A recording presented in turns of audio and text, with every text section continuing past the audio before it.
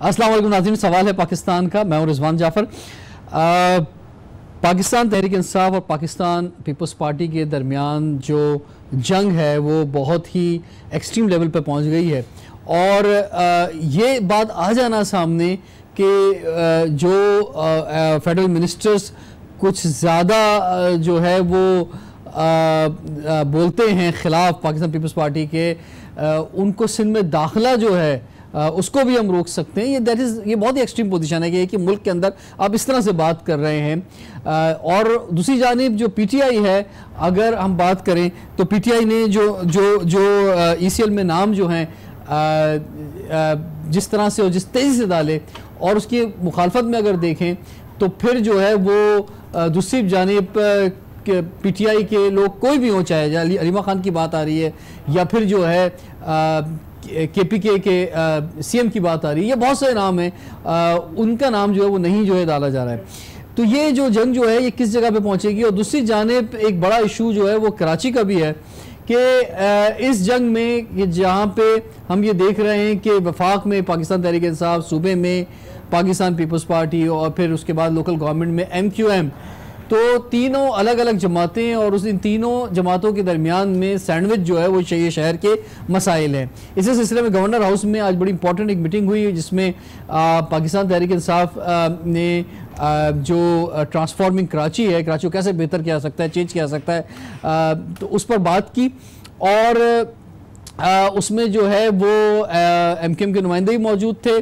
हमारे साथ इस वक्त मौजूद हैं मुत्तहिदा कौमी मूवमेंट के बहुत ही अहम रहनुमा कंवर नवीद जमील साहब, जो कि डिप्टी कन्वीनर राब्ता कमेटी भी हैं। उन्हें हम वेलकम कहते हैं, कंवर नवीद जमील साहब। और हमारे साथ स्टूडियो में मौजूद हैं सादिया जावेद साहिबा, जो कि पाकिस्तान पीपल्स पार्टी की एमपीए हैं।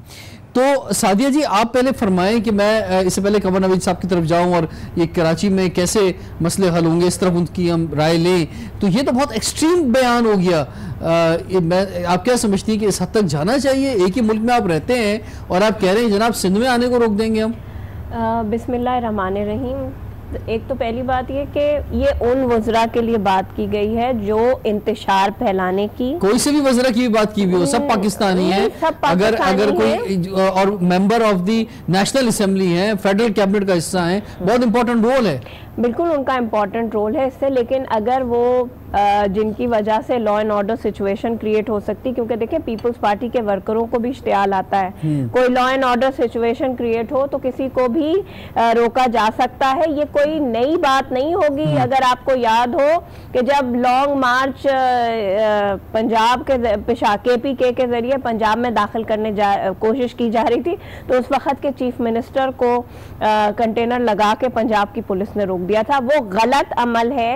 लेकिन अगर कोई ये कहे कि आप वहां से हमें गाली देंगे, हमारी क़यादत के लिए गलत अल्फाज इस्तेमाल करेंगे, तो जाहिर सी बात है पार्टी रिएक्ट करेगा। ये जो सईद भाई ने इस वक्त बात की है, सईद गनी साहब ने जो ये बात की है, ये उन्होंने कहा कि ऐसा हो सकता है, हम असेंबली में इस बात को उठा सकते हैं। ये कोई पार्टी का फैसला नहीं, अभी कुछ हुआ नहीं है। हाँ। लेकिन इस तरफ इशारा भी करना जो है वो रियासत और जमहूरियत और कानून जो है, फेडरल मिनिस्टर ये कहे कि हम सिंध का पानी बंद कर देंगे, तो फिर वो ये गलत बात है। आखिरी मरहले में बताना चाहूंगा व्यूअर्स को कि पाकिस्तान तहरीक इंसाफ के एमएनए भी हमारे साथ होंगे। कंवर नवीद जमील साहब, आप तक मेरी आवाज पहुंच रही है? अच्छा जी, हम अभी हमारे साथ वो फोटो आ रही है, खाली ऑडियो नहीं आ रही। अच्छा। तो चंद लम्हों में आ जाएगी उनकी। तो अच्छा जी, ये फरमाएं, अब तो नैब की तरफ चला गया है, 2 महीने का टाइम है, थोड़ी सी कुछ पाकिस्तान पीपल्स पार्टी को सांसें मिल गई हैं कि जिंदा रहने के लिए। और यानी लोग बोल रहे हैं कि भाई हद हो गई इस दफा तो करप्शन की, कि जो जीआईटी के अंदर चीजें सामने आई हैं। देखिए, मैंने आपके प्रोग्राम में पहले भी कहा था कि जेआईटी कोई कुरानी सहीफा नहीं है। और जो हम बात कर रहे थे कि जेआईटी पॉलिटिकली मोटिवेटेड है, जो डीजी एफआईए है उसके भाई बशीर मेमन के भाई ने पीपल्स पार्टी के कैंडिडेट के खिलाफ जीडीए के टिकट पे मटियारी से इलेक्शन लड़ा। उस जेआईटी का दूसरा जो अफसर था वो अफसर है जिस पे आज तक हाई कोर्ट की एफआईआर पेंडिंग है, जो उसने प्रेसिडेंट आसिफ अली जरदारी साहब पे। तो हम जो तो वो बात सुप्रीम कोर्ट ने भी इंडोर्स की कि बिलावल, चेयरमैन पाकिस्तान पीपल्स पार्टी बिलावल भुट्टो जरदारी साहब का नाम कैसे पड़ा, एक सिटिंग चीफ मिनिस्टर का नाम कैसे पड़ा। तो देखें जो इल्जामात पहले ऐसी बहुत सारी जेआईटियां, सांसें फिर भी मिल गई हैं पाकिस्तान पीपल्स पार्टी को, और वो बातें जो हो रही थी कि जनाब अब अंदर जा रहे हैं, अब अंदर जा रहे हैं, तैयारी मुकम्मल थी कि अंदर जाएंगे तो क्या होगा, कौन पार्टी को लीड करेगा, अभी थोड़ा सा टाइम मिल गया है। और आप शिकायत कर रहे हैं कि जनाब जो सलूक जो पीटीआई के साथ हो रहा है वो हमारे साथ नहीं हो रहा, नहीं हो रहा। आप मेरी बात देखें ना कि वो ये कह रहे हैं, फेडरल मिनिस्टर फरौद चौधरी साहब एक टेलीविजन प्रोग्राम पे जिसपे नैब के चेयरमैन साहब ने जवाब दिया कि जी कैसे, तो वो कह रहे हैं कि जी प्राइम मिनिस्टर के खिलाफ केस चले तो तौहीन है, और बाकी वो तो कंपैरिजन दे रहे थे कि एक तरफ इतनी करप्शन, इतना लूट मार, और दूसरी तरफ एक हेलीकॉप्टर केस का फैसला बन जाए ना। आप अलीमा खान पे जेआईटी बनाए ना, पता चल जाएगा, क्योंकि अलीमा खान के सोर्सेज ऑफ ठीक है। मैं कमर साहब को जरा अपने साथ गुफ्तगू में शामिल करूं। कमर साहब, आपको आवाज आ रही है मेरी? ये बिल्कुल आ रही है। अच्छा, ये फरमाएं सर कि ये जो बात हो रही है अभी गवर्नर हाउस में आज जो मीटिंग हुई और ट्रांसफॉर्मिंग कराची की बात हो रही है, आप क्या समझते हैं कि जो बुनियादी तौर पे जिनका काम है ये करना, यानी पाकिस्तान पीपल्स पार्टी का काम है कि वो डिलीवर करें, और ख़ासतौर पे जो कराची की बात हो रही है इसमें जो है वो चीज़ों को सामने लेकर आए, बगैर कोई स्टेक होल्डर जो है पाकिस्तान पीपल्स पार्टी का इस मीटिंग में मौजूद नहीं था, और बगैर इंगेज करे पाकिस्तान पीपल्स पार्टी को एक बिल्कुल ये सोच के कि भाई इन्होंने माजी में करप्शन की है, अब इनको जो है इनके जरिए ना पैसा लगाना है ना कुछ करना है, जो करना है पीटीआई खुद करेगी, और आपको उन्होंने ऑन बोर्ड लिया है। आप क्या समझते हैं इससे कुछ कराची का मसला हल हो पाएगा? देखिए, कराची वो बदनसीब शहर है जो हर साल वफाकी हुकूमत को 3000 अरब रुपए अदा करता है, और सूबाई हुकूमत अलहदा से 150 अरब रुपए कराची से कमाती है। लेकिन बदकिस्मती यह है कि कराची पर कोई पैसे लगाने को तैयार नहीं है। पीपल्स पार्टी से हमें बेपनाह गिले हैं, इसलिए कि 2002 से लेकर 2008 तक के रिजीम में जब हम लोग इख्तिदार में थे तो हमने न सिर्फ पीपल्स पार्टी के जो एरियाज थे वहाँ पे तमाम डेवलपमेंट हुई, बल्कि जो उनके अवामी नुमाइंदे थे उनको, चूँकि मैं खुद भी 2002 में एमपीए था, कि इस थ्रस्ट के साथ कि नहीं भाई लोगों को सज़ा नहीं मिलनी चाहिए, जो अवामी नुमाइंदों के फंड्स होते थे वो उन्हें देते थे। लेकिन पीपल्स पार्टी ने तो आकर ना ही वो अवामी नुमाइंदों को पैसे दे रहे हैं, ना कराची शहर पे एक पैसा लगाने को लिए तैयार हैं। तो ये कराची की बड़ी बदनसीबी है। अब ये तो कंवर साहब, ये जो जिस बदनसीबी की आप बात कर रहे हैं, मैं आपसे जरा कहना चाहूँगा, ये जो बिल पास हुआ था सिंध असेंबली में, जिसमें तमाम तरह अख्तियारात जो हैं वो लोकल गवर्नमेंट के पाकिस्तान पीपल्स पार्टी को मिल गए थे, मकसद आपको जो अपोजिशन करनी चाहिए थी आप अपने वक्त में कर नहीं पाए। अभी तो पीटीआई को कम से कम आपको ये क्रेडिट तो देना होगा, वैसे तो आपके पार्टनर्स हैं, कि ये भरपूर अपोजिशन कर रहे हैं, चाहे असेंबली के अंदर कर रहे हो, चाहे गवर्नर हाउस से कर रहे हो, कहीं से भी कर रहे हो, तो ये जो है टफ टाइम दे रहे हैं पाकिस्तान पीपल्स पार्टी को, और वो कुछ ना कुछ करना चाहते हैं, और वही उसी सिलसिले की आज मीटिंग भी थी। देखिए, हमारा जो वक्त था, हम एमक्यूएम ने बराह रास्त एक ऑपरेशन को फेस किया है। इसमें एमक्यूएम के अवामी नुमाइंदे या कौमी असम्बली के मेंबरान हो, सूबाई असम्बली के मेंबरान हो, उनको जबरन वफादारियां तब्दील कराई गई। एमक्यूएम के कारकुनों को मावराए अदालत कत्ल किया गया। आज भी 150 के करीब ऐसे कारकुनान हैं कि जिनको गिरफ्तार करते हुए सब ने देखा है, लेकिन कोई इदारा उन्हें मानने को तैयार नहीं है। इन इस्ताद में ये सिर्फ एमक्यूएम थी कि उसके बाद भी एमक्यूएम सरवाइव कर रही है। मैं तो बात असेंबली की कर रहा हूं, असेंबली के फ्लोर पे मैं आपको बता रहा हूं, आज आप जिन बातों का रोना रोते कि हमारे पास अख्तियार नहीं है, वो सारे तो आपकी मौजूदगी में वहां चले गए। जी देखिए, मेरी बात सुन लें, मेरी बात सुन लें। देखिए, असेंबली चलती है मेजॉरिटी की बुनियाद पर। पहले जो बिल पास हुआ था वो एमक्यूएम के कंसर्ट से हुआ था, और उसमें हम शामिल थे तमाम। उसमें रेलेवेंट अख्तियारात पूरे ना सही लेकिन किसी हद तक थे। और जब दोबारा वो बिल वो किया, इसलिए कि तो उन्होंने यकतरफा तौर पर अपनी मेजॉरिटी की बुनियाद पर तब्दील कर दिया, और हमें तो बहुत सारा गिला है कि ये कराची बर्बाद हो रहा है, सारे इदारे भी देख रहे हैं, अदलिया भी देख रही है, सारी सियासी जमातें भी देख रही हैं, सभी देख रहे हैं, और इन सब की मौजूद में कराची बुनियादी जैसी पानी जैसी सहूलतों से तक महरूम है। तो और ये सबके सामने हो रहा है, किसे मालूम नहीं है कि ये 2010-8 में शुरू होने वाला प्रोजेक्ट K4 जो है वो अभी कहीं पे भी नहीं है, उसका आइंदा 8 साल तक कंप्लीट होने का कोई इरादा नहीं है। आज भी प्यासे अवाम नाज़िमाबाद के अंदर एहतिजाज कर रहे थे, पुलिस ने उन पर लाठी चार्ज किया है, उनके चेयरमैन को गिरफ्तार किया है, और सिर्फ इस वजह से कि वो पीने का पानी मांग रहे, वो कोई लग्जरी नहीं मांग रहे जो कि जरूरत है इंसानों की भी और हैवानों की भी। ये वो उस कराची के साथ सूरत हाल है जो 3000 अरब रुपए वफाकी हुकूमत को और 150 अरब रुपए अलहदा से सूबाई हुकूमत को देता है। ठीक है, मैं आपकी तरफ वापस आता हूँ। जरा पीपल्स पार्टी से पूछ लें कि भाई ये आज जो ट्रांसफॉर्मिंग कराची के बारे में आपको पता होगा जो इजलास हुआ और जिसमें टेक्नोक्रेट्स भी थे, मेयर भी थे और MKM के नुमाइंदे और पाकिस्तान तहरीक इंसाफ के नुमाइंदे भी मौजूद थे, तो ये इनको करना पड़ रहा है जो आपका काम था, ये आपको करना चाहिए था। पानी आपने देना था, ट्रांसपोर्ट आपने देनी थी, सेवरेज का जो बड़ा मसला है वो आपने हल करना था, सारे वो महकमे जो कि लोकल गवर्नमेंट के अंडर आते हैं वो आपके पास हैं, तो आपने हल करने चाहिए थे। जो आज इजलास हुआ तो मेरे हिसाब से तो वो इजलास कानूनी हैसियत ही नहीं रखता, गवर्नर के पास ये इख्तियार ही नहीं है कि वो ऐसा कोई काम करे। वो वफाक और सूबे के दरमियान ब्रिज का किरदार जरूर अदा कर सकता है, लेकिन यानी आप ये कह रही हैं कि अगर हम काम नहीं कर रहे तो कोई और भी ना करे। नहीं, अगर हम डिलीवर नहीं कर रहे तो कोई और अगर कोशिश कर रहा है डिलीवर करने की तो वो भी ना करे। अगर इसको इस अंदाज से देख लें। नहीं, मेरी बात आप मुझे ये बताएं कि जहांगीर पार्क की रिस्टोरेशन पीपल्स पार्टी के दौर में, NICVD का जाल पीपल्स पार्टी के दौर में, जिना में फ्री साइबर नाइफ का लोग कहते हैं जी कोई काम नहीं हो रहा, कराची में 40 साल के बाद शाहराए फैसल की रिकार्पेटिंग ये पीपल्स पार्टी के ही दौर में ये तो ऐसे तो मैं बहुत लंबी लिस्ट करूं आपसे।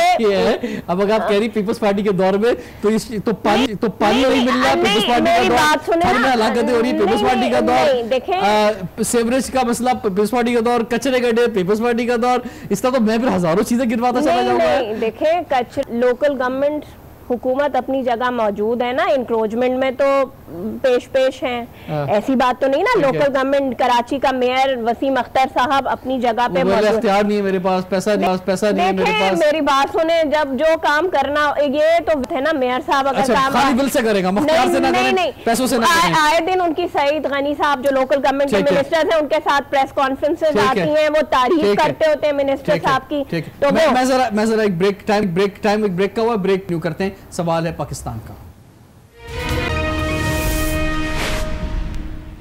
Welcome back. सवाल है पाकिस्तान का, इसलिए ख़ास तौर पर जो एक कशमकश जारी है पाकिस्तान तहरीक इंसाफ और पाकिस्तान पीपल्स पार्टी के दरमियान, इस पर हम आज कराची के मसले को देखते हुए गुफ्तगू कर रहे हैं। कंवर नवीद जमील साहब, ज़रा ये फरमाइए कि आप क्या समझते हैं कि वैसी ही आपको एक दो तरफा एक जंग नज़र आ रही है, आप भी इत्तेहादी जमात के तौर पे वफाक में शामिल हैं और उस पर गवर्नर हाउस से कराची के मसले हल होना, आप ये समझते हैं कि ये एक और महाज जो है खुल रहा है पाकिस्तान पीपल्स पार्टी को ऑन बोर्ड ना लेना, या पाकिस्तान पीपल्स पार्टी एक तरफ और PTI और MKM दूसरी तरफ, तो इसका रिजल्ट जो है वो मुल्क के मफाद या कराची के मफाद में जो है वो बेहतर नहीं निकल सकता? देखिए, मुझे आज का तो फीडबैक नहीं है, लेकिन पिछली मीटिंग में वज़ीर आला साहब को बुलाया गया था जी, वो तशरीफ़ लेकर नहीं आए थे। दूसरी बात यह है कि इसके अंदर कोई इर्रेगुलेटरी नहीं है, इसलिए कि अगर वफाक कोई फंड दे रहा है और वो उसके लिए कोई उसका कर रहा है, कोई मीटिंग कर रहा है, तो उसमें कोई हर्ज की बात नहीं है। इसलिए कि ये हर्ज की बात ये होती है कि प्रोविंशियल गवर्नमेंट का गवर्नर अगर कोई फंड इस्तेमाल कर रहे होते जो कि नहीं कर सकते हैं, तो इसमें तो गलत बात भी होती है और इर्रेगुलेटरी की बात भी होती।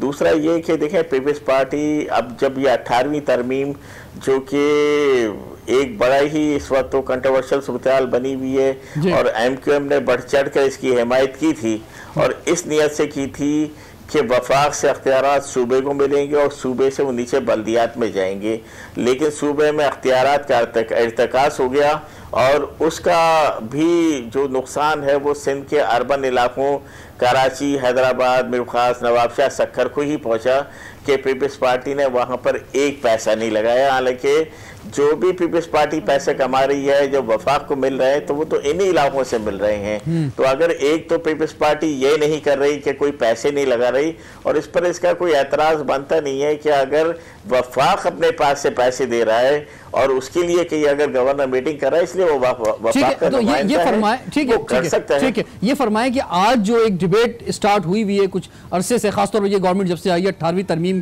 के ऊपर, और आप कह रहे हैं कि आपने भरपूर जो सपोर्ट किया था, आज भी आप सपोर्ट करते हैं 18वीं तरमीम, या आज अगर कोई बिल आता है या इसके खिलाफ बात होती है? हमने देखिए अभी हम कुछ नहीं कह सकते, हाँ। लेकिन हमें इस बात का बड़ा दुख है कि 18वीं तरमीम के जो समरात आवाम को मिलने चाहिए थे वो नहीं मिल सके। वफाक ने जो 18वीं तरमीम में 140A था, जिसके तहत वक्त को अपना सूबों को बल्दिया जो एडमिनिस्ट्रेटिव फाइनेंशियल अख्तियारात बल्दियात को मुंतकिल करने थे, नीचे मुंतकिल करने थे, तो उन्होंने तो नीचे तो मुंतकिल किए नहीं, बल्कि नीचे से जो अख्तियारात थे वो भी ले लिए। इस वक्त जो गार्बेज कलेक्टिंग के ऊपर एक अथॉरिटी बना दी है, उसके हेड भी चीफ मिनिस्टर हैं। लोग जो बिल्डिंग कंट्रोल है, जो कराची का बिल्डिंग कंट्रोल अपना देखता था, वो भी सूबे ने ले लिया। वाटर एंड सीवरेज बोर्ड सूबे के पास है, KDA जो कराची डेवलपमेंट अथॉरिटी है वो भी सूबे के पास है। तो उन्होंने तो अख्तियारात का इर्तिकास कर लिया, और मैं समझता हूँ कि अगर ये बात इल्म में होती कि सूबे ये करेंगे या सूबा सिंध ये करेगा, तो कम से कम हम उसकी बिल्कुल हिमायत नहीं करते, और हम समझते हैं कि इसके समरात आवाम को नहीं मिल सके। ये आप क्या समझते हैं कमर साहब, ये जो कुछ हो रहा है, क्योंकि ये तो ऑफ कोर्स जब पाकिस्तान पीपल्स पार्टी से बात की जाती है तो वो कहते हैं हम तो भाई जमहूरी अंदाज में कर रहे हैं, हमने तो सिंध असेंबली के अंदर करारदाद पेश की, बिल मंजूर किया, और उसमें अख्तियारात जो है जिसको जहां मंजूर हुए वहां हम दे रहे हैं, और हम आपको इसलिए नहीं दे रहे क्योंकि माजी में आपके हवाले इसलिए नहीं कर रहे क्योंकि आपने सियासी भर्तियां की, आपने करप्शन की, MQM पे सारे इल्जामात हैं। आज भी आप देखें पोर्ट कासिम का जो इशू है उसमें सियासी भर्तियों का, उसमें ब्यूरोक्रेसी के लोग अंदर हुए थे, आज भी उनको जेल कस्टडी कर दिया गया। बाबर गौरी जो है वो मुल्क में मौजूद नहीं है। तो ये आपके माजी में जो अख्तियारात मिले उसमें आपने उसका इस्तेमाल सही नहीं किया, मतलब ये जवाब आता है पीपल्स पार्टी से। जी देखें, MQM के पास के ऊपर फुल फ्लेज ऑपरेशन चलता रहा। MQM के लोग मावराए अदालत शहीद होते रहे, मिसिंग होते रहे, लेकिन करप्शन का चार्ज किसी पे नहीं लगा है। और मैं बैठा हुआ हूँ, हैदराबाद का नाजिम था मैं, और मैं ये बात बड़े फ़ख्र से कहता हूँ कि मेरे पास 1000 से ज़्यादा अफसरान थे। उन 1000 अफसरान में से ना किसी ऊपर नैब का कोई केस है, ना FIA का कोई केस है, ना एंटी करप्शन का कोई केस है। आप बताएं हमारे किस आदमी पे भर्तियां की हैं? प्राइम मिनिस्टर का डायरेक्टिव था, उस पर भर्तियां की हैं, और भर्तियां करना करप्शन नहीं है। पीपल्स पार्टी ने अभी 3 लाख लोग भर्ती किए हैं, जिसमें कराची हैदराबाद के लोगों का जिक्र तक नहीं है। उसमें कराची सिंध में रहने वाले पंजाब महाजरों, पंजाबियों, पठानों में से किसी को ऐड में वो नहीं किया गया है। तो ये देखिए, ये तो और कराची के लोगों को अगर बाबर गौरी ने अगर कुछ वो दे दी, हम तो उसे आज भी सही कहते हैं, बिल्कुल सही। कराची के लोगों का हक था। KPT कराची में मौजूद है, यहाँ पे कराची के लोग नौकरी नहीं करेंगे तो कहाँ के लोग नौकरी करेंगे? नहीं, वो बात कराची के लोगों की नहीं है, बात है मेरिट की, कि जो भी कोई भी किसी को नौकरी दे वो मेरिट के ऊपर दे, ऐसा ना हो कि मेरिट से खिलाफ मेरिट को बात ये पूरा जोर लगा के पीपल्स पार्टी का उसके बाद 5 साल का रिजीम आया, उसके बाद से ये दूसरा रिजीम हो गया, कुछ प्रूफ नहीं किया। 10 साल के बाद कि भाई ये भर्तियां, उसमें तमाम मेरिट को फुलफिल किया गया है। मैं आपकी तरफ आता हूं, मेरिट को बताएं, मुझे बताइए कि पीपल्स पार्टी अगर कहती है बहन मेरी बैठी हुई है, बताइए किसके ऊपर पूरी MQM में किसके ऊपर कोई एंटी करप्शन का केस है, किसका केस ठीक है भाई, जवाब दें। अब आप मैं इनसे जवाब देता हूँ, मैं इनसे जवाब देता हूँ भाई, सारी JIT सारे केसेस जो है वो आपकी तरफ ही है, सारी करप्शन जो पाकिस्तान पीपल्स पार्टी ने की है, करप्शन नहीं है, करप्शन नहीं है, सरकारी करप्शन मुराद है सरकारी पैसे या सरकारी इख्तियारात की जायज इस्तेमाल करना। जी, बाबर खान गौरी, डॉक्टर खालिद मकबूल, इस वक्त नैब में केसेस पेंडिंग है ना, और अभी जो लॉ मिनिस्टर हैं उनको 3 घंटे की मनी लॉन्ड्रिंग के केस में बुलाया गया था ना, जो कराची शहर का नाजिम भी है उस पे भी केसेस हैं। जब इनको इख्तियार मिला, वो चाहे अब इनके साथ हैं या नहीं है, तो चाइना कटिंग की शक्ल में, जो कि आज शहर में इंक्रोचमेंट हो रही है, जिससे बेरोजगारी हो रही है। अच्छा, फिर बात करते हैं वफाक ने इस सूबे के साथ, ये बिल्कुल इस जगह सही है, ये उनके भी इत्तेहादी थे, नवाज शरीफ के भी ये इत्तेहादी बने फेडरल में। कितने करोड़ का वो पैकेज का ऐलान हुआ था कि फेडरल गवर्नमेंट दे रही है, जब MQM ने उनको सेनेट के लिए या पता नहीं किसके लिए वोट किया था, वो पैकेज कहाँ है। उसके बाद K4 प्रोजेक्ट की बात करते हैं, आज तक फेडरल गवर्नमेंट का एक पैसा उसमें नहीं आया, ये रिपोर्ट है, ये मैं नहीं कह रही, फेडरल गवर्नमेंट का एक पैसा नहीं आया।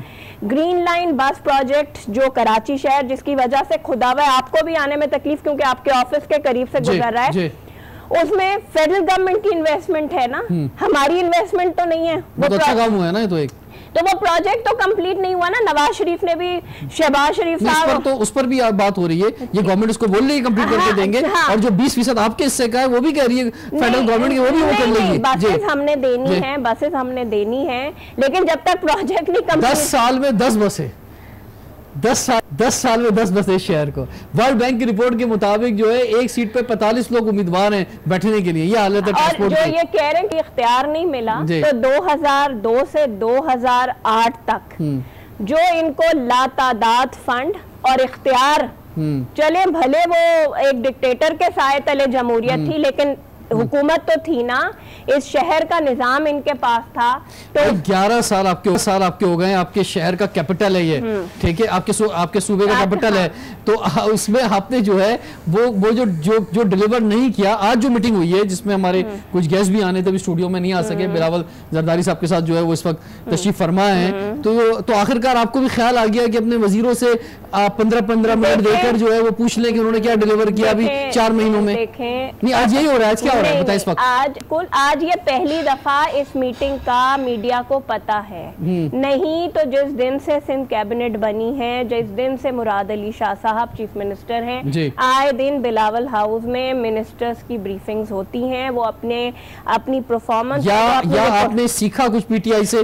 100 दिन का उन्होंने टारगेट दिया था, फिर इमरान खान साहब ने खुद जो है अपने वज़रा को बुला के उनकी ब्रीफिंग ली थी, ये सीख के चले, अच्छी बात है ना, अच्छी बात है, सीखनी चाहिए, इसमें क्या मसला है? उनसे क्या सीखेंगे? दिन में पहले सेल्फी बनती रही कि हम वजीर बन गए, पहले 100 दिन में उनके वजीरों ने ये काम किया, फिर उसके बाद उन्होंने कहा पकड़ो पकड़ो पकड़ो, हर किसी को पकड़ो। अच्छा, अब उसके बाद सोचने पे आए कि जी अब हमने करना क्या है, उनका सो कॉल्ड, अब तो वो सो कॉल्ड ही हो गए ना। अच्छा, मैं जरा कमांडर साहब आखिरी सवाल आपसे करना चाहूंगा।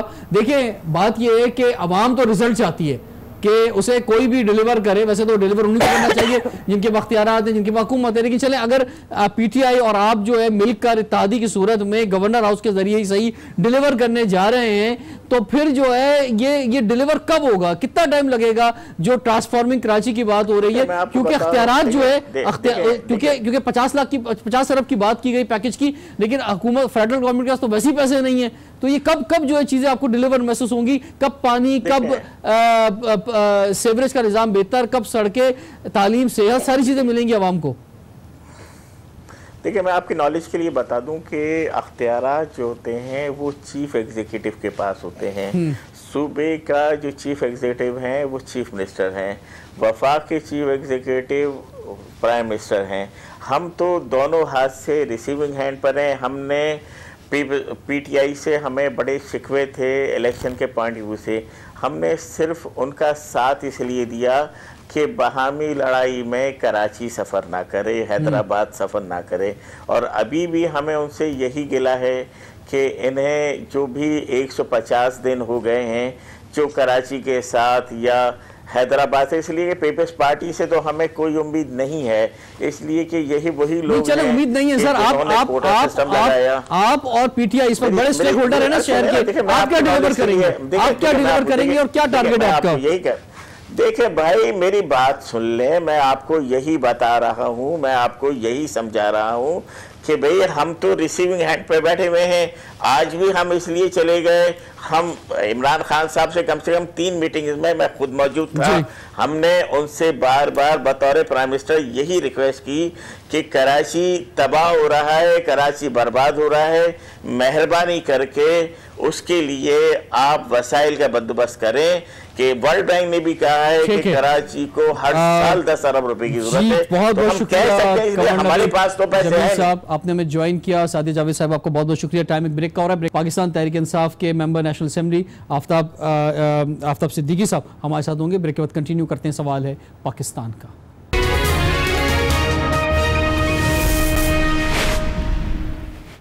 Welcome back. सवाल है पाकिस्तान का, इसलिए हमारे साथ मौजूद हैं जनाब आफ्ताब सिद्दीकी साहब, MNA हैं पाकिस्तान तहरीक इंसाफ से। कैसे आफ्ताब साहब? ठीक ठाक हैं? बड़ा मसरूफ दिन गुजारा आज आपने, खासतौर पे गवर्नर हाउस में जो बात हुई है कि कराची के हवाले से, और मुसलसल आप नज़रअंदाज कर रहे हैं पाकिस्तान पीपल्स पार्टी को।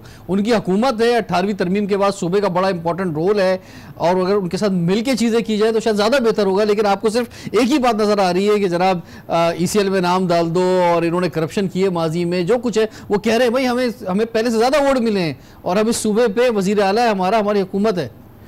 बिस्मिल्लाहिर्रहमानिर्रहीम। एक तो आज कराची ट्रांसफॉर्मेशन कमेटी का ऑफिशियल फर्स्ट मीटिंग हुई थी, वर्किंग ग्रुप्स की तो मीटिंग हो रही है। इस कमेटी का मकसद ये है जिसे इमरान खान साहब ने फॉर्म किया है, और इसका मकसद है कि कराची के लिए जो प्रोजेक्ट्स हैं और जो प्लान्स हैं और जो हमारा कमिटमेंट था 10 नुकाती, उसके वो प्रोजेक्ट हम इनको प्लान करके दें प्राइम मिनिस्टर ऑफ पाकिस्तान को, ताकि उसके ऊपर अमल दरामद शुरू हो सके। और इसमें MQM भी है, और PTI के लोग भी हैं, MNA भी हैं, गवर्नर साहब इसको लीड कर रहे हैं, और टेक्नोक्रेट्स हैं। हम तो हमेशा से ये चाहा है, और ऑब्वियसली सिंध गवर्नमेंट के बगैर हमारे लिए भी बहुत मुश्किल है कि किस तरह हम इन प्रोजेक्ट्स को लेके चलें। और जो सिंध का और स्पेशली कराची की जो सूरत हाल है वो बड़ी तशवीशनाक है। कराची तो खंडराट का शहर बन चुका है। आप देखें, ना पानी है, ना इंफ्रास्ट्रक्चर है, सूरत हाल है वो तो तबाहकुन है। पानी से ज़्यादा ख़तरनाक सीवरेज की सूरत हाल है, सड़कें टूटी हुई हैं, लाइट्स नहीं है, इदारे तबाह बर्बाद हो गए। ठीक है, ये सब कुछ आपने करना है, और आपका ये बिल्कुल रोल बनता है। रोल नहीं है। और PTI को 14 सीटें इस शहर से मिली हैं, एक आप भी यहाँ से इलेक्ट हुए हैं, तो ये एक बड़ा इंपॉर्टेंट रोल है। यहाँ के लोगों ने इसीलिए आपको जो है वोट दिए। लेकिन जो सूबाई हुकूमत है जिसके पास तमाम तर अख्तियारात हैं, इवन वसाइल भी हैं, फाइनेंशियल वसाइल भी हैं, तो वो रोल ज़्यादा होता है। मैं उसी पे आ रहा हूँ। सूबाई असम्बली का क्या काम है सिंध गवर्नमेंट का? कराची के लिए पैकेजेस दे। कराची ना सिर्फ कराची बल्कि सूबे सिंध के लिए दे। आपको ये सुन के ताज्जुब होगा कि नवाज शरीफ साहब ने ऑक्ट्रॉय ख़त्म कर दिया था, और हुआ ये था कि सिंध गवर्नमेंट ऑक्ट्रॉय की मद में KMC को पैसे देगी। आज मेयर साहब ने बताया कि 30 से 35 अरब रुपए जो है ना सिंध गवर्नमेंट की तरफ निकलते हैं। इसी तरह हमारी कैंटोनमेंट बोर्ड्स के साथ मीटिंग हुई है, 4 अरब रुपए उनकी तरफ निकलते हैं। एक तरफ तो फेडरल गवर्नमेंट NFC अवार्ड के तहत इनको पैसे दे रही है, 67% of the total budget Sindh का, और सिंध का बजट है 1200 अरब रुपए का। उसमें से डेवलपमेंट बजट जो है वो 30-35% का है। वो हमारी समझ में नहीं आता वो लगता कहाँ है। कराची पे तो नहीं लग रहा, अंदरूनी सिंध भी नहीं लग रहा। तशवीशनाक सूरत हाल है। आप बिल्कुल सही कर रहे हैं, लोगों ने हमें वोट दिया है, हम MNAs भी जीते हैं, MPs भी जीते हैं, मगर सिंध गवर्नमेंट में हम अपोजिशन में हैं। हम चाहते हैं सिंध गवर्नमेंट को साथ लेके चलना, और इसीलिए ट्रांसफॉर्मेशन कमेटी में गवर्नर सिंध ने कोशिश की है कि सिंध के लोग भी शामिल हों, ताकि जो पैकेज तैयार हो रहा है उसमें हम सब मिलकर तैयार। पीपल्स पार्टी के लोग क्यों नहीं है ये तो अब वो बताएंगे, सिंध गवर्नमेंट आपने ऑफर दी उन्हें, क्योंकि इसका इख्तियार जो प्राइम मिनिस्टर को हासिल है, और कि प्राइम मिनिस्टर जो इसमें टेक्नोक्रेट्स और जो स्टेक होल्डर्स हैं उनको लें। नोटिफिकेशन प्राइम मिनिस्टर से ही होता है, और सिंध गवर्नमेंट से रिकमेंडेशन जो है गवर्नर की तरफ से गई है, और गवर्नर साहब ने मुर्तज़ा वहाब से भी बात की, मुख्तलिफ लोगों से बात की, वो आना ही नहीं चाह रहे। एक दूसरा ये कि जो NFC अवार्ड के तहत जो सिंध को पैसा मिलता है, इसी तरह सिंध गवर्नमेंट जो है SRB के तहत सेल टैक्स जमा करती है, जो 112 अरब रुपए का सेल टैक्स है, बिसाइड आपके NFC का जो पैसे मिल रहे हैं। तो एक बड़ा अमाउंट सिंध के पास मौजूद है। अब ग्रीन लाइन देखिए, आप ग्रीन लाइन फेडरल गवर्नमेंट ने फंडिंग की थी, अब ग्रीन लाइन स्टैंड स्टिल पे है, 85% उसका काम कंस्ट्रक्शन खत्म हो चुकी है। सिंध गवर्नमेंट ने अरेंज करना था ऑपरेटर और उसके साथ जो है बसेस, दोनों चीज़ें नहीं हुई हैं। फेडरल गवर्नमेंट ने बहुत क्लियरली बताया है कि हम रिंग फेंस के तौर पे सेपरेट प्रोजेक्ट सिंध को देंगे, कराची को गिफ्ट करेंगे। इसीलिए ये पैकेजेज जो हम बना रहे हैं, जिसमें हम डिसैलिनेशन प्लांट भी है, सीवेज ट्रीटमेंट प्लांट भी है, ट्रांसपोर्ट के भी हैं, और सबसे बढ़ के एक जो काम करने जा रहे हैं वो मास्टर प्लान। मास्टर प्लान इस वक्त कराची का है नहीं कि डेवलपमेंट किस सिम्त में होनी है। कराची बेहंगम तरीके से बढ़ रहा है, माइग्रेशन इसमें आ रही है, 6 लाख से 7 लाख अफराद कराची आते हैं, जिसके लिए हमारी गवर्नमेंट ने कुछ भी नहीं किया है। तो टोटल फ्लॉप है हमारी सिंध गवर्नमेंट की सूरत हाल जो है। फंडिंग का पता नहीं है, हेल्थ देखें, एजुकेशन देखें, तमाम जगहों पर यह सूरत हाल है। आप सिविल हॉस्पिटल जाएं, आप जिना हॉस्पिटल जाएं, हज़ारों लोग बाहर रोड पे पड़े हुए हैं। क्यों पड़े हुए हैं? कि उनके लिए कोई अरेंजमेंट्स नहीं है। हमारा डोमेन बहुत डिफरेंट है, ये फेडरल गवर्नमेंट और सिंध गवर्नमेंट का जो मसाइल हैं, और ये बड़ा हम भी आवाज़ उठाते रहते हैं, मीडिया पे आवाज़ उठती रहती हैं, प्रेस क्लब पे एहतजाज होते रहते हैं, लोग चिल्लाते रहते हैं, सोशल मीडिया चीख चीख के बोल रहा होता है जो हालात है। लेकिन बात ये है कि आपसे भी कुछ होगा नहीं होगा, खाली मीटिंग होंगी, क्योंकि पैसे सरकार के पास है नहीं। अब 50 अरब की बात की थी, वो पता नहीं कब आते हैं। तो ये कि टारगेट्स क्या है कि जनाब ये जो सारे मसले हैं जो आप बता रहे हैं, मसले तो हैं, लेकिन ये कुछ हल भी होंगे या नहीं होंगे? देखिए फेडरल अगर आप करना चाहेंगे तो अगर सिंध गवर्नमेंट को से हट के हम बात करें, विफाक अपना रोल अदा करना चाहे तो देखिए विफाक बिल्कुल रोल अदा कर रहा है। प्राइम मिनिस्टर साहब 2 दफा आ चुके हैं और एक इदारा टारगेट हाँ टारगेट है, टारगेट ओरिएंटेड है। हम 25 तारीख को अपने रिकमेंडेशन दे रहे हैं गवर्नर सिंध को, गवर्नर सिंध लेके जाएंगे प्राइम मिनिस्टर के पास। एक इदारा इसके लिए मौजूद है, Karachi investment infrastructure development company limited, KIDCL। उसको प्राइम मिनिस्टर साहब के डायरेक्टली अंडर ले लिया उन्होंने अपने, ताकि कई मिनिस्ट्रीज उसमें इन्वॉल्व हैं। सारी फंडिंग, सारी डेवलपमेट उसके थ्रू आएगी। समर अली खान उसके चेयरमैन है और साले फारूकी साहब CEO है। तो ये बिल्कुल इस महीने कराची के लिए पैकेजेस भी आ रहे हैं। इन द मीन टाइम हमने अपनी पर्सनल हैसियत में PTI ने चमकता दमकता कराची लॉन्च किया है। इसके तहत हम जो है 100 RO लगाने जा रहे हैं, RO प्लांट, जिससे ड्रिंकेबल वाटर मिलेगा। 5000 गैलन के अभी हमने एक इफ्तिताह किया जोबली के ऊपर। इसकी फंडिंग जो है प्राइवेट हम जितने भी लोग हैं, चाहे हमारे साथ बिजनेसमैन हो, हम अपनी मदद आपके तहत लगा रहे हैं। 100 RO प्लांट, इससे एक 5000 गैलन का जो RO प्लांट है, इससे 1760 फैमिलीज को ड्रिंकेबल वाटर मिलेगा। कब तक इसका क्या टारगेट है? ये एक का इफ्तिताह कर चुके हैं हम अभी, और दूसरे का इंशाल्लाह नेक्स्ट वीक हो रहा है। सिविल हॉस्पिटल में लगाया, तो इंशाल्लाह अगले 1 साल में 100 RO प्लांट लगाएंगे। इसके साथ साथ हमने सफाई मुहिम शुरू की है, अपने खाकरों पर रखें, क्योंकि यहाँ तो वाटर बोर्ड से तो कुछ मिलता नहीं है। मैं एक और बात भी करना चाह रहा था, जितने इदारे हैं, चलिए बात अच्छी की आपने सर, लेकिन इसको तो हम जरूर अप्रिशिएट कर रहे हैं कि गवर्नमेंट जब अपना रोल प्ले नहीं कर रही। बात ये है कि ये RO प्लांट लगाना या सफाई करना, ये सब चीज़ें अगर आप हुकूमत में नहीं होते, वफाकी हुकूमत में भी नहीं होते, कोई NGO भी काम कर सकती है। मिसाल के तौर पे एक NGO जमा हो कि जनाब चले जनाब RO प्लांट लगा देते हैं, इतने फंड जमा कर लेते हैं, प्राइवेट ही लेना है। मकसद बात ये कि ये सब काम तो सरकार के हैं, हुकूमत के हैं। अगर देरपा के तौर पे देखा जाए, हम टैक्स किस लिए दे रहे हैं, हम वोट किस लिए दे रहे हैं, जो आवाम है, तो उसके तहत तो ये सारी चीज़ें सरकारी सतह पर होनी चाहिए। प्रेशर जो है वो ये होना चाहिए, क्योंकि अब आप असम्बली में भी मौजूद हैं, सिंध असम्बली में मौजूद हैं, कि वहाँ से जिनका असल काम है उनसे करवाया जाएगा। आप देखिएगा जितना प्रेशर डेवलप किया सिंध असम्बली ने भी और हम MNAs ने भी, अब कुछ मुझे उम्मीद है कि कराची में डेवलपमेंट के काम शुरू होंगे। लेकिन ये प्रेशर डेवलप करना था, वो हमने कर दिया। NGOs ने जो काम करने हैं वो NGOs करते रहे। हमने तो ये देखा क्योंकि सिंध गवर्नमेंट और लोकल गवर्नमेंट परफॉर्म नहीं कर पा रही। आप देखें कि कराची के जितने भी लोकल गवर्नमेंट के इदारे थे, सब सिंध गवर्नमेंट ले गई। Karachi development authority Sindh development authority बन गई। Karachi water and sewerage board, वो सिंध गवर्नमेंट ले गई थी, उसको बेहतर करने के लिए उसको बदतर कर दिया।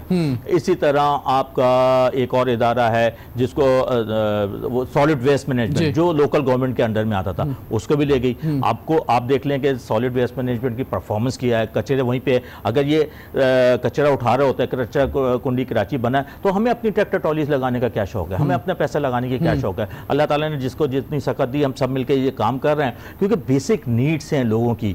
लोगों को उनके घर पे डोर स्टेप पे ना सिक्योरिटी मिल रही है, ना सेफ्टी मिल रही है, ना पानी मिल रहा है, ना सफाई मिल रही है। तो क्या करें लोग? ये सारे स्टेट के काम है, हर आदमी समझता है स्टेट के काम है, मगर अपने अपने डोमेन है। फेडरल गवर्नमेंट सिंध डोमेन में एंटर नहीं हो सकती। तो वो हम इनकी मदद करना चाहते हैं। लोकल गवर्नमेंट आपके लिए हेल्पफुल साबित होगी क्योंकि एमक्यूएम आपके साथ इत्तेहाद के अंदर है, तो उसमें मेयर उनके पास है और चार पावर जो है मेयर है, उसके बाद क्या पावर्स है? नहीं, लेकिन फिर भी चलिए डिमोलिशन के और क्या पावर है बेचारे? ये बात पीटीआई कह रही है, बात जब मेयर आपसे कहता था तो आप नहीं मानते थे, इत्तेहादी बन गए तो अब ये बातें मान रहे हैं। नहीं, हम तो डिमोलिशन के अलावा मेयर बेचारे क्या करें? ठीक है, चलें, ये पूरी उम्मीद है जो आज कराची को एक नया ट्रांसफॉर्म करने के हवाले से मीटिंग हुई है, उस पर आपने बड़ी ज़बरदस्त अब तफसीली बात भी बताई हमारे व्यूवर्स को, और ख़ासतौर पर कराची के शहरी जो हैं उन्हें कुछ उम्मीद मिली है इससे। अब देखते हैं कि प्रैक्टिकल कितना होगा, कहीं पीटीआई इस पर भी यू टर्न तो नहीं ले लेगी, जैसे जो है आपने न्यूयॉर्क के फ्लैट के हवाले से यू टर्न ले लिया और कहा कि हम सुप्रीम कोर्ट में जमा कराएंगे, जो अच्छी खासी सही जगह पे जमा था, लेकिन शायद कहीं से पता नहीं क्या वजह है, क्यों लिया है। मेरा ख्याल है कि खुर्रम शेख ज़मान ने कल इसको क्लियर किया है कि मुनासिब फोरम और फास्ट ट्रैक पे जो है वो हाई कोर्ट या सुप्रीम कोर्ट से ही हो सकता है, वो वहाँ पे जा रहे हैं और कुछ उनको मजीद शवाहिद मिले, वो समझते हैं कि इसको अब आपके जो वफाकी वज़रा हैं सर, जो थोड़े से बकौल किसी के बदतमीज़ हैं या जो गुफ्तगू सही नहीं करते हैं या बहुत ज़्यादा लाउड हैं, तो उनको सिंध में दाखिला उनका मुश्किल हो सकता है, बता दूँ आपको मैं। देखिए, ये तो रियासत से लड़ाई वाली बात है, बहुत नामुनासिब बात की गई है आज कि उन वज़राओं की एंट्री बैन हो जाएगी, तो ये तो एक सिन कार्ड यूज़ करने वाला मामला है और ये ऐसा हो नहीं सकता। सारे इदारे जो है वो फेडरल के हैं, सिविल एविएशन, ये सारे मेरा ख्याल नामुनासिब है, जज्बात में कह गए हैं और जज्बात में ECL में भी तो नाम डाल दिया ना 172 लोगों का, और जिन खासतौर पर 20 लोगों के लिए कहा गया था, या मुराद अली शाह बिलावल हाउस के लिए रिकमेंड किया गया था, या आपके रिमार्क्स भी आपके सामने सुप्रीम कोर्ट के, तो उनके नाम आप नहीं हटा रहे। तो देखिए, JIT बनाई honourable chief justice of Pakistan ने, JIT ने रिकमेंडेशन दी कि 172 को ECL में डाल दिया जाए। अगर ये इधर ये फरमा रहे हैं कि इधर आप इनके साथ इम्तियाज कर रहे हैं, मसद ये सिंध जो है आप कह तो रहे हैं कि सिंध में दाखिले में लगाएंगे तो गलत बात होगी, लेकिन सिंध ये कह रहा है, खासतौर पीपल्स पार्टी ये कह रही है कि भाई हमारे साथ इम्तियाज किया जा रहा है, वहां पे चाहे वो KPK के CM की बात हो, चाहे अलीमा खान की बात हो, ये बहुत सारे लोग जो हैं जिनके नाम, जिनकी JIT बनी या जिनके केसेस मौजूद हैं या जिनके रेफरेंसेस मौजूद हैं नैब की जानिब से, उनका तो किसी का नाम ECL में नहीं डाला गया। अब JIT को आपने पढ़ा, अब JIT में देखें किस किस्म के, नहीं वो ठीक है, वो तो चला गया ना, उसका आगे मामला नैब में चला गया, 2 महीने में उसकी जो भी कार्रवाई हो जाएगी। फवाद चौधरी साहब ने क्या कहा, रिटर्न तहरीरी जवाब आ जाए, रिटर्न इंस्ट्रक्शंस आ जाए, उसके ऊपर हम कमेटी बना दी है, उसको रिव्यू करेंगे और क्लियर हो जाएगा। हमें तो सिर्फ कंसर्न ये है कि मुझे इस बात से कंसर्न नहीं है कि किसने किया क्या नहीं किया, मेरा कंसर्न ये है कि इतने बड़े अकाउंट, फेक ट्रांजेक्शन वाले के पास से, फलूदा वाले के पास से, वो लोग जो मर गए, अरबों अरब रुपए की ट्रांजैक्शंस हुई हैं, कोई तो जिम्मेदार होगा, स्टेट बैंक जिम्मेदार होगा, वो बैंक जिम्मेदार होगा। आप जिन लोगों पे इल्जाम लगा रहे हैं, आपको क्या नजर आ रहा है कि वो कहीं आपको अंदर जाते हुए नजर आ रहे हैं कहीं? नहीं, देखिए, ये इल्ज़ाम मेरा नहीं है। हाँ। ये इल्ज़ाम जो है, जो इसमें सोमोटो एक्शन लिया चीफ जस्टिस ऑफ पाकिस्तान ने लिया, और ये 27 जून को लिया, 27 जून को लिया, इलेक्शन भी नहीं हुए। तो आप खुद बोल रहे हैं कि जनाब हम जाने, देखिए, जब JIT की रिपोर्ट आ गई तो फेडरल ने अपना एक स्टांस लिया है कि हम इस JIT को, ज़ाहिर है जब ये अब नैब में केस जाएगा, नैब से वहाँ पे वो आइडेंटिफाई होंगी चीज़ें और क्लियर होगा, उसके बाद भी सजा जजा का काम होगा ना। अभी तो आने दें, नैब की रिपोर्ट आ जाए तो ज़्यादा मुनासिब होगा। नैब की रिपोर्ट के बाद इसके ऊपर मैं डिस्कस करूं, हर एक का अपना प्रोग्रेटिव है को कौन क्या डिस्कस करना चाहता है। बहुत शुक्रिया आफ्ताब सिद्दीकी साहब, आपने हमें ज्वाइन किया, थैंक यू वेरी मच। और रखते हैं कि जो भी कहीं भी कुछ मस्बत हो रहा है पाकिस्तान की आवाम के लिए, तो उसके रिजल्ट्स निकलेंगे, जल्द से निकलेंगे, इससे पहले कि लोग जो हैं बहुत ज़्यादा मायूस कहीं ना हो जाए जमहूरियत से और ये सियासी लीडरों से। आवाम को जो उनका हक है कि वो टैक्स देते हैं, वो वोट देते हैं, इनडायरेक्ट टैक्स हर बंदा दे रहा है, इसके अलावा वोट देते हैं, इसीलिए कि उनके जो मसाइल हल हों तो वो मसले हल होने चाहिए। रिजवान जाफर को इजाज़त दीजिए, सवाल है पाकिस्तान का।